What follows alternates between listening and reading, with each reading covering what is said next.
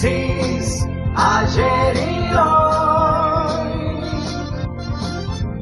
aprendiendo del pasado, de Francis, ayer y hoy.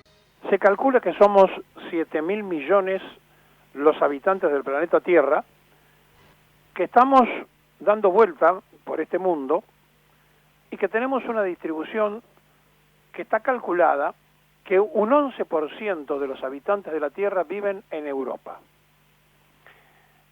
El territorio de América, el continente americano en su conjunto, norte y sur, suman un 14% de la población mundial. El 5% en América del Norte, el 9% en la América del Sur, donde está Argentina.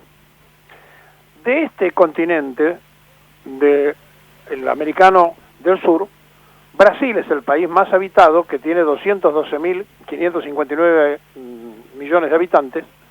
Colombia es el segundo con 50.882.000 personas. Y tercero la Argentina, que tiene 45.195.325 habitantes. Estos datos, por supuesto, se modifican permanentemente porque pertenecen a los últimos censos de cada país. Ahora bien, si nos metemos en el África, el 15% de la población del mundo es africana. Pero acá viene la gran novedad para entender por qué la primer potencia económica es la que tiene el mercado más grande.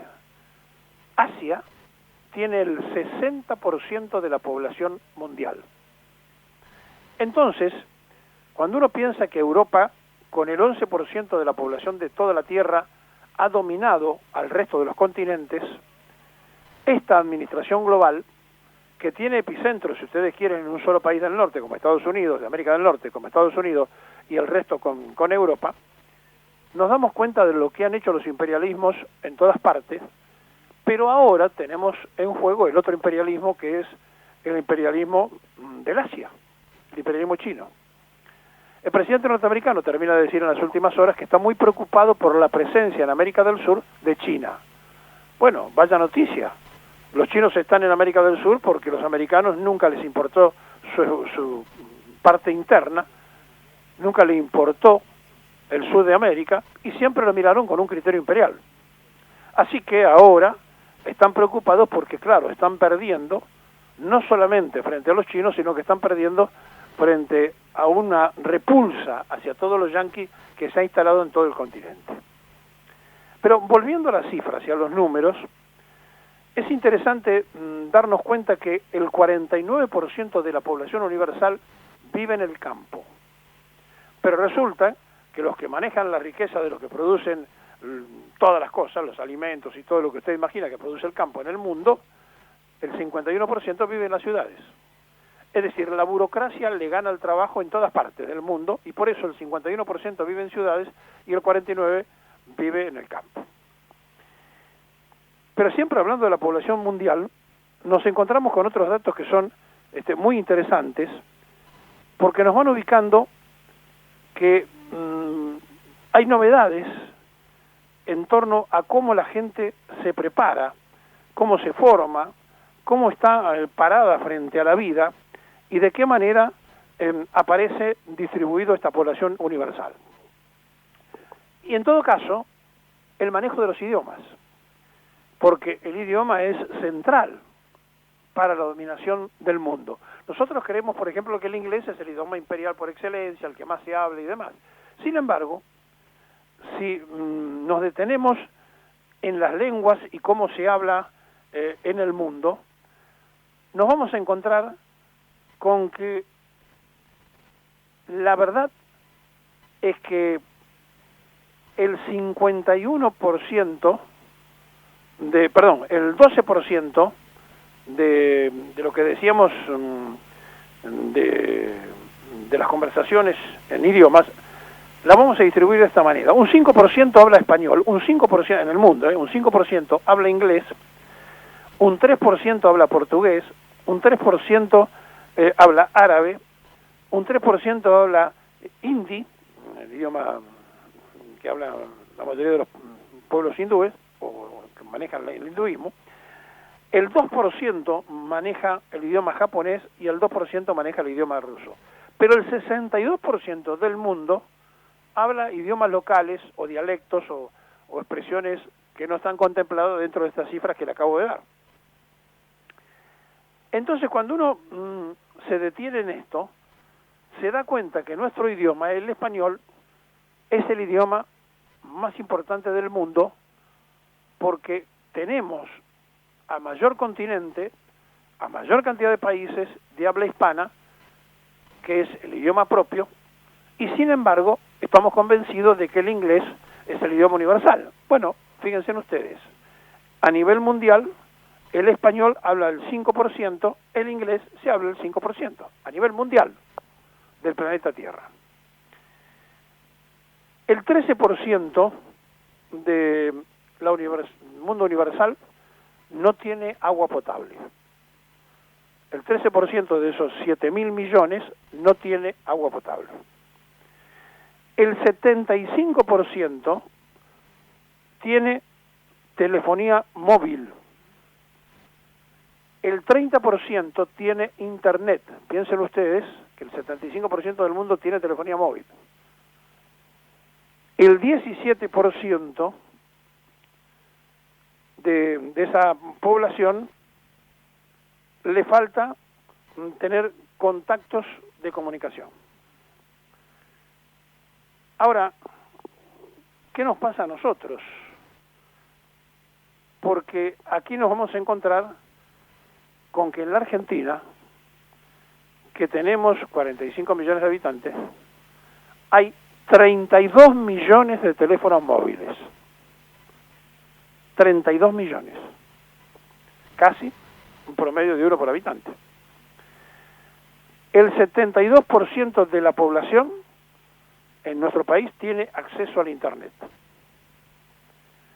El 5% de la población está absolutamente desconectado. Pero además, es muy interesante saber cuál es la población que estudia en la Argentina. Miren, en el primario están inscritos, estos son datos anteriores a este año, por supuesto, 4.816.692 niños. En el secundario, 3.600.000. Y a nivel universitario, 2.227.746. Acá hay un dato muy ilustrativo de lo que está pasando en nuestro país. Fíjense en que de una población casi de 5 millones que empieza el primario, 1,5 millones no ingresa al secundario, y después de los 3.200.000 del secundario, de los 3,5 millones, si ustedes quieren, del secundario, 3.600.000, 2.200.000 recién se hacen en el universitario. Después, si vemos cuántos se reciben, ahí viene cuando nos asustamos porque se reciben 150.000. Es decir, estamos ante un problema muy serio en un país que tiene 55 universidades nacionales en toda la Argentina. Pero otros datos que también nos ubican en cómo estamos y de dónde somos y qué hacemos. Hay 3 provincias que tienen carencia de agua potable y hay en el país 450.000 personas que pierden entre 1 y 6 horas para conseguir agua todos los días.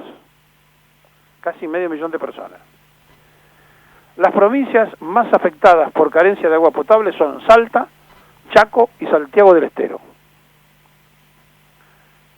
Es decir, que estamos viendo un problema serio porque 500.000 de personas casi tiene que dedicarle hasta 6 horas para conseguir agua para vivir todos los días. O sea, tienen que ir a carrear agua a algún lugar. De la población argentina, el 24% tiene de 0 a 14 años. El 15% tiene de 15 a 24 años.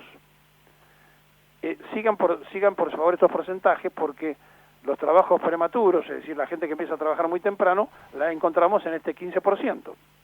El 39% tiene de 25 a 54 años, o sea que están supuestos trabajadores activos, el 9% de 55 a 64 años, fíjense que ahí empiezan ya la jubilación, el 11% de la población argentina tiene más de 65 años. De los que tienen más de 65 años, en el país hay 2.216.487 varones y 3.052.135 mujeres. Si usted suma rápidamente esto, le va a dar más de 5 millones de personas que ya están jubilados o en edad de jubilación. 5 millones. Si sumamos la cantidad de porcentuales de gente que supuesta o imaginariamente estaría activa, y si sumamos entonces, digamos, de los 15 años, gente que empieza precozmente a trabajar, hasta los 65, tendríamos entonces un 15%, un 39%, un 9% y un 11% que tendríamos que sumarlo. Pero si pensamos que hay una gran escasez de trabajo, nos vamos a dar cuenta entonces lo difícil que se hace de sostener el sistema jubilatorio, porque no hay aportes suficientes, porque no hay trabajadores suficientes para poder sostener la gran cantidad de jubilados que tiene en la Argentina, porque además se prolonga cada vez más la vida de las personas. Todos estos números sirven para darnos cuenta de en qué situaciones estamos.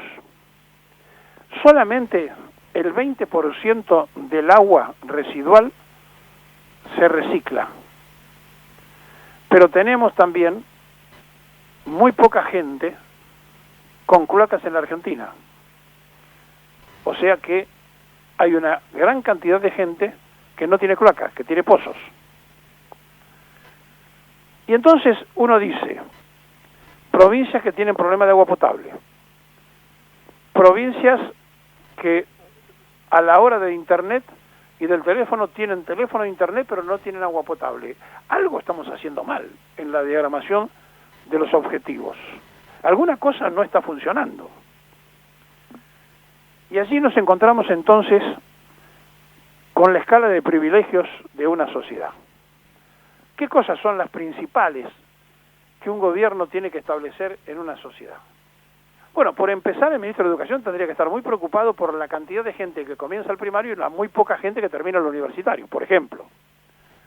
Habría que ver por qué es la deserción, habría que ver en qué momento se toma la determinación un joven de no seguir estudiando, o cuáles son los motivos, si son económicos, sociales, de aburrimiento, de falta de esperanza, de falta de perspectiva. Algo hay y ocurre para que se comprima tanto desde el comienzo al final. Pero además es muy peligroso que 1,5 millones de los que terminan el primario no empiezan el secundario. Es mucha gente. Y así podemos estar contando datos ilustrativos del mundo y de la Argentina comparativamente. Entonces, lo primero que hay que hacer es informarse para poder planificar. Cuando uno tiene la información del país que gobierna, lo primero que tiene que hacer es ver dónde está la fuga de un esfuerzo mal realizado. Y cuando nos damos cuenta de la cantidad de millones que se pagan a diario de intereses por mala administración, y por el otro lado, las falencias y las urgencias mínimas de alimentación, de agua potable, de cloacas que tiene la Argentina, uno dice, ¿qué cosas privilegiaron los gobernantes? ¿Qué cosas administraron? Hoy se va a reunir el presidente con parte del movimiento obrero, mejor dicho, se va a reunir el jefe de gabinete, y el presidente se va a reunir con los empresarios, no con las cámaras empresarias, sino con los empresarios formadores de precio. Después, en todo caso, le damos toda la nómina. Pero digo, ¿van a hablar de la situación del cuadro argentino? ¿En qué momento está? ¿Podemos llegar a ser conscientes de que no hay un trabajo serio hecho desde los ministerios a los efectos de resolver los temas puntuales de urgencia? Porque ¿cuál es la prioridad? ¿Cuál es la prioridad para el gobernador de Salta, de Santiago o de Chaco? No agarran todos los días un teléfono y le dicen, mire, no tengo agua potable, tengo problemas de agua potable en mi provincia, ¿no me ayuda, presidente? No lo hacen. O lo llaman para decirle, ¿qué parte me corresponde de la torta? Y después veo en qué lo invierto.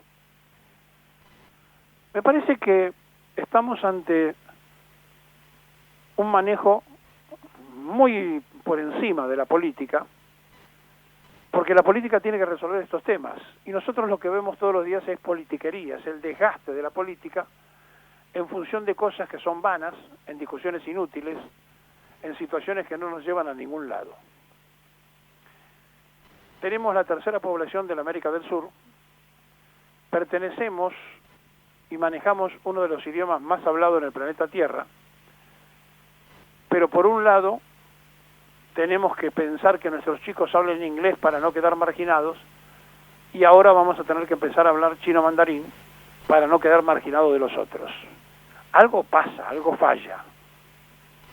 Y en todo caso los españoles deberían preguntarse, en un imperio donde nunca se ponía el sol, ¿en qué terminaron?